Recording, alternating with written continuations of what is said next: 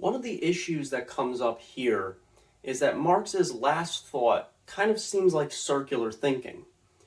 Because what he's essentially saying is, in order to change the world, first you have to change yourself.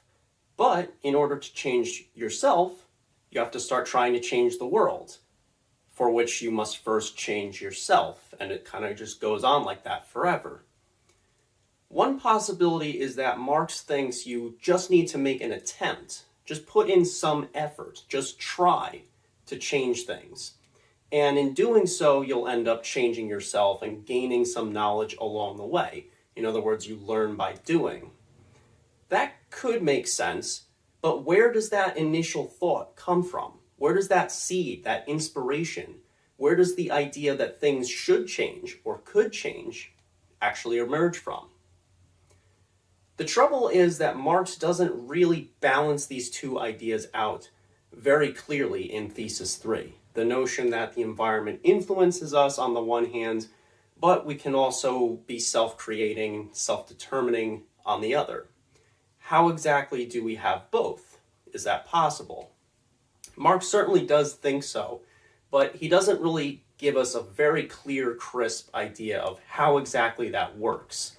However, he does give us an idea of how that might work in a later text called the 18th Brumaire of Louis Bonaparte, which he wrote in 1852. So this is several years after the Thesis on Feuerbach. And in this text, Marx writes the following: "Men make their own history, but they do not make it as they please. They do not make it under circumstances chosen by themselves, but under circumstances directly encountered." So in other words, what Marx is saying is you work with what you've got. You play the cards you're dealt.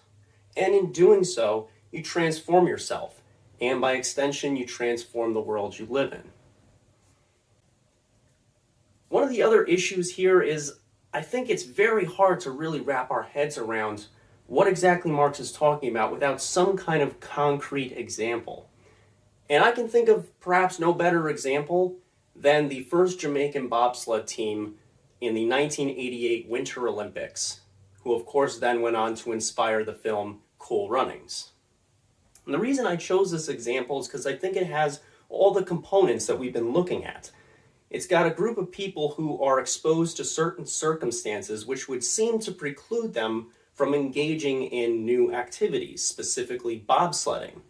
You know, the circumstances they've been exposed to up to the point where they started training to participate in the Olympics was they were growing up in Jamaica, where there's no snow, and therefore no bobsleds, and therefore no bobsledding. So they not only didn't have the necessary tools to practice the sport, they didn't have any prior examples, people they could look up to and say, you know, I would like to do that activity. When Marx is talking about circumstances in education, he's talking about, in the case of circumstances, things like resources, support systems, perhaps the geography, the literally physical environment someone's in. And education, I think, is more or less self-explanatory. Upbringing, models, role models, ideas, values. And so in this case, you have a group of people who are not really exposed to any circumstances or education which would seem to, lead logically to, we're going to form a bobsledding team. But something changed. What changed was the Jamaican bobsledding team, before they were a bobsledding team, they were watching pushcart races. And they thought, that kind of seems a little like bobsledding. Why don't we try and make a bobsled? We don't have any snow. They can't change that circumstance. They can't make the climate of Jamaica different. They can't make it snow there. But what they did was they practiced on kind of a makeshift track on some asphalt or concrete or whatever hard material it was. And they built a bobsled, and to whatever extent they were able to at that time. But then things really took off when they got a coach who had some experience, a bobsledding coach who was a former Olympian himself. And he was, of course, played by John Candy in the Cool Runnings film. And this coach kind of showed them how to race, how to do bobsledding. So they now had the education that they needed. And then they went to the Olympics in Calgary. And if you know the story, you know that they crashed during one of the races. They didn't do very well, but they were so inspiring and they got so much attention from the media that they ended up coming back, and Jamaica still has a bobsledding team that still competes in the Olympics. This is, 30 years later. Actually, at the last Winter Olympics, they had the first women's Jamaican bobsledding team. And that all goes back to these guys making a choice to participate in an unusual activity given where they came from. And against all odds, they came together and participated in this new activity. So you might be thinking, well, that kind of proves the utopian socialists were right, because it wasn't until they got this coach and it wasn't until they saw these pushcart races that this idea for having a Jamaican bobsled team came together. But is that really the case?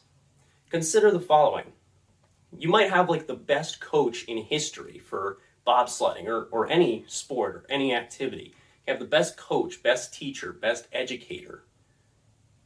Does that matter at all if the people they're trying to coach or the people they're trying to educate aren't themselves dedicated or interested or invested in the activity they're trying to learn? No, you could be the best coach in the world. If the athletes aren't invested or engaged, it doesn't really matter how good of a coach you are. It's give and take. It's both ends of it. It does matter what kind of input individual people have in the new activities that they pursue, in the new educations that they participate in. It is not just outside forces imposing themselves on us, because if that were the case, then that would mean we would just have to wait around for outside things to change. We would not be the ones making our own history, as Marx clearly thinks we are. On the other hand, if it were simply a matter of will, if we could simply will things into existence or will things to be a certain way, then there would be no reason for any kind of social reform, because people would just be able to say, snap their fingers and make things the way they want. So I think in this way we're able to see how Marx is able to balance both ideas. We're influenced by our environment on the one hand, but that doesn't mean our paths are set in stone, because ultimately, whatever we're handed, whether good or bad, it's what we make of it that actually makes a difference. Second potential problem. Do the utopian socialists actually make a pretty good point? Marx wants to balance out theory and practice. This is one of his biggest gripes with his fellow materialists, is that they want to do mostly theory. They want to think, they want to contemplate and plan and prepare. Marx wants to get his hands dirty, and he wants philosophers to do the same. But the fact of the matter is, perhaps some people are just better at theorizing and thinking and philosophizing.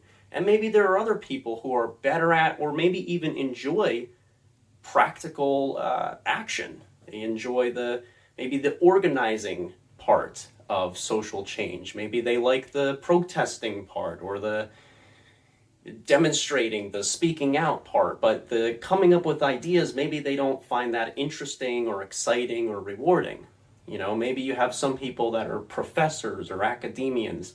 They like to do their writing and they like to sit in their nice, safe offices at the academy and write their essays, and then the people that are putting these ideas into practice, they take those theories, take those ideas, and they work with them. They put them out into the world.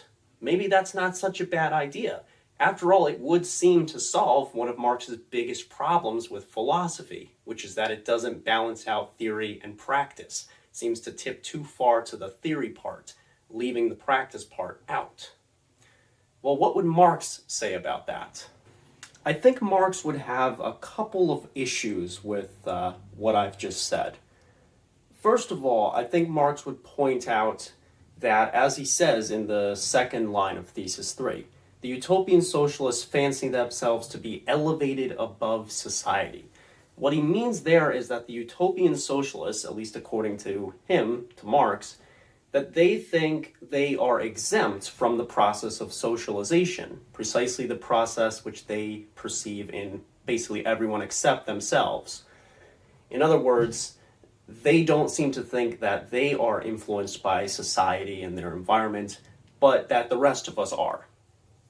And even if we agree that the environment and society plays a role, perhaps a large role, in shaping who a person becomes and what they do, what they think, it doesn't seem logical to suspect that that only applies to some of us while exempting others. How can someone be elevated above society while also clearly being part of it?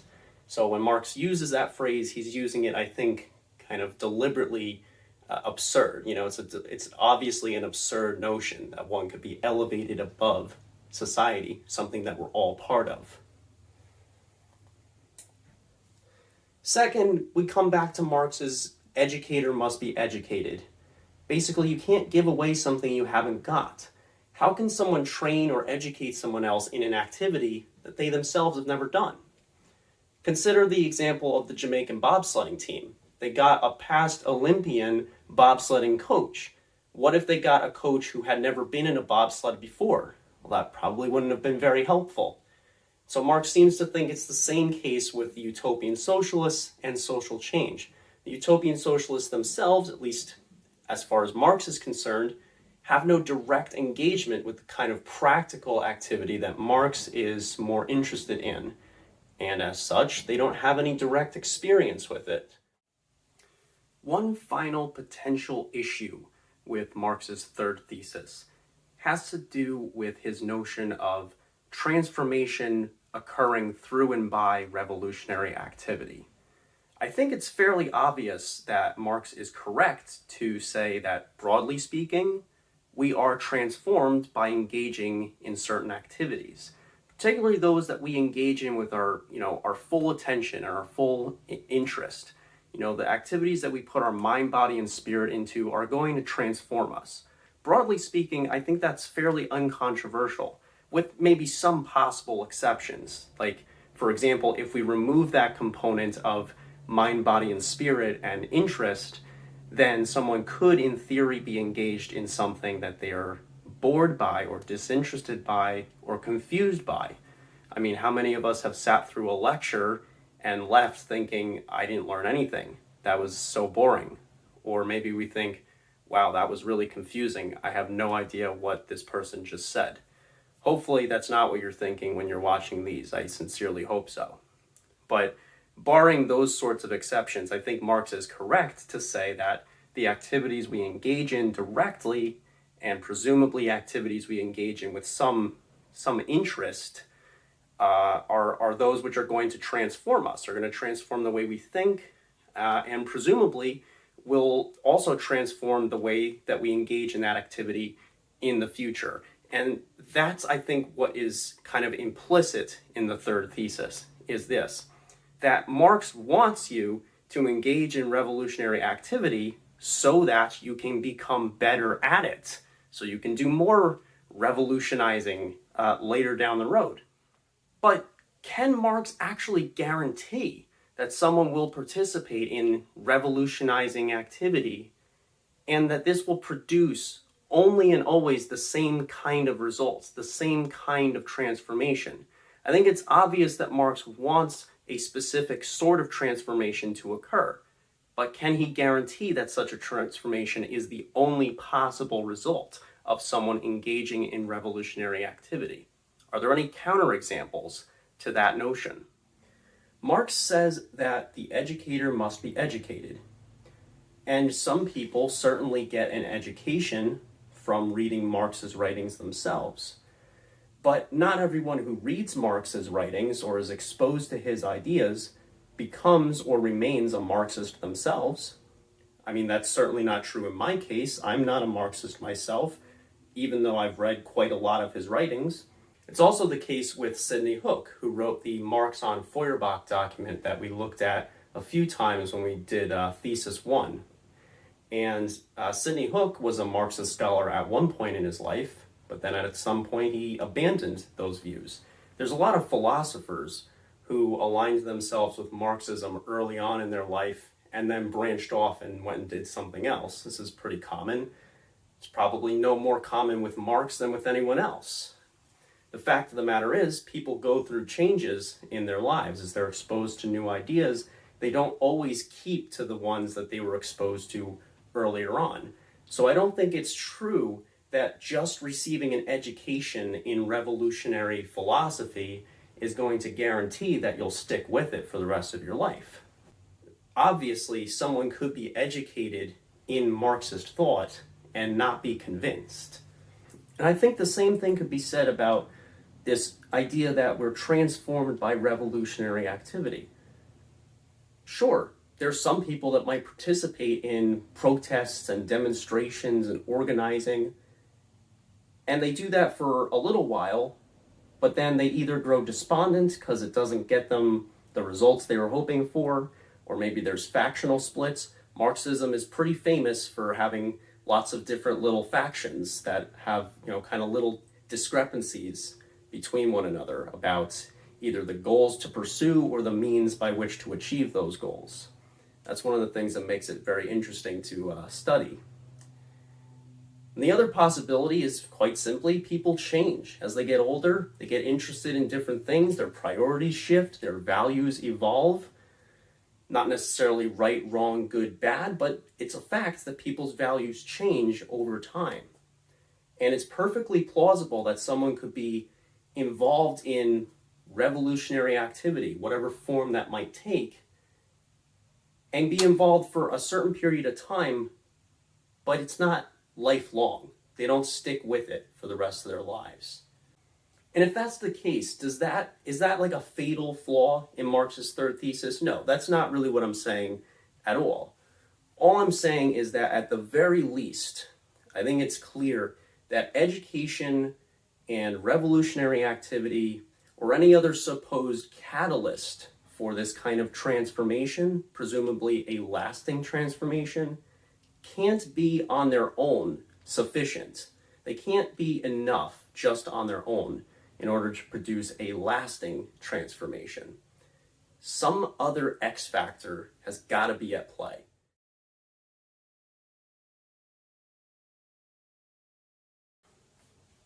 So what is this X factor? Well, if it's not just our external circumstances, if it's not just our education, our upbringing, the stuff that we're exposed to in early childhood and then kind of reinforced as we grow up. In other words, if it's not merely things which are external to ourselves, which determine our course in life, then what is it? Well, what's left? If it's not just stuff external to ourselves, then what's left? What's left is this body and this mind living in and engaging with this world. What we're talking about is freedom. Freedom is not a word that is probably associated with Marxism very often for many people, which is why I'm happy I'm not talking about Marxism, but rather Marx himself. Two different things. And there's probably good reasons why people would maybe be surprised to hear the word freedom associated with Marx, a philosopher whose ideas have maybe been put into practice in ways which are somewhat unsavory, somewhat apparently contradictory to the notion of freedom, but enough of that. It's plainly obvious from reading Marx's philosophy, at least young Marx in particular, that freedom, that human beings being free, is extremely important to Karl Marx.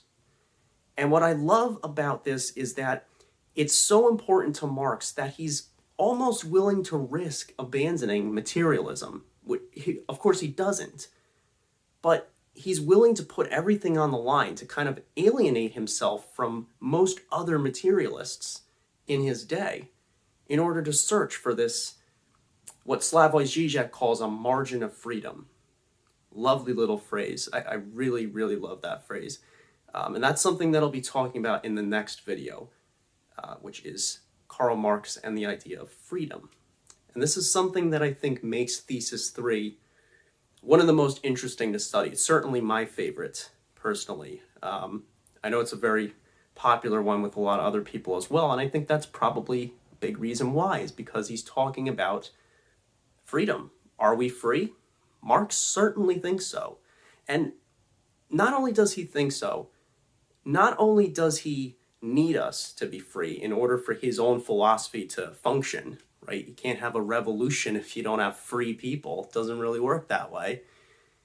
You need people who have some agency in order to rebel against something. And we talked about that in Thesis 1 when we looked for Marx's agent of change that he's looking for, his active side.